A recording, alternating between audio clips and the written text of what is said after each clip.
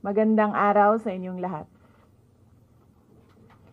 Sa mga nakaraang araw, marami ang humihingi ng reaksyon, komento o damdamin. Damdamin ko sa issue ng impeachment na naihain laban sa akin. Sa kabila ng aking mga naging pahayag ukol sa planong impeachment sa mga nakaraan na buwan, ang tanging masasabi ko na lamang sa puntong ito ay God save the Philippines.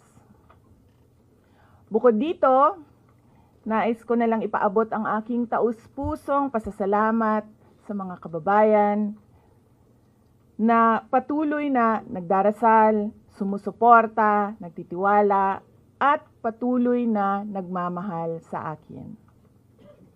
Manalig kayo dahil sa taong bayan ang tagumpay.